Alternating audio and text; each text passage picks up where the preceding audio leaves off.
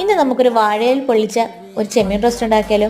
എങ്കിൽ ബാ, ആദ്യം ഒരു പാൻ വെച്ച് വെളിച്ചെണ്ണ ഒഴിച്ച് കടുക് ഇട്ട് ഇഞ്ചി വെളുത്തുള്ളി പേസ്റ്റ്, പച്ചമുളക്, സവാള, ഉപ്പ് ചേർത്ത് നല്ലതുപോലെ വഴറ്റിയെടുക്കാം. ആ സമയം കൊണ്ട് നമുക്ക് മസാല തയ്യാറാക്കാം. ഫ്രൈ ചെയ്യാൻ ആവശ്യമായിട്ടുള്ള മസാലകളെല്ലാം ചേർത്ത് നമ്മുടെ കൊഞ്ച് നല്ല രീതിയിൽ ഒന്ന് പുരട്ടിയെടുക്കാം.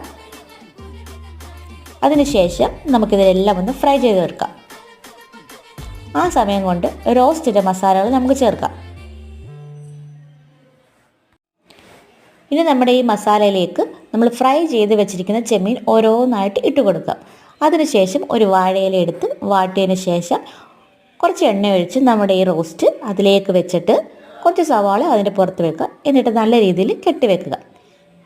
ഇനി ഒരു പാൻ എടുത്തിട്ട് അതിൽ കുറച്ച് എണ്ണ തടവി ഈ പൊതിഞ്ഞ് വെച്ചിരിക്കുന്ന റോസ്റ്റ് തിരിച്ചും മറിച്ചും ഇട്ട് ഒന്ന് ആവിയിൽ പൊള്ളിച്ചെടുക്കാം. ആഹാ, എന്ത് ടേസ്റ്റ് ആയിരുന്നല്ലോ!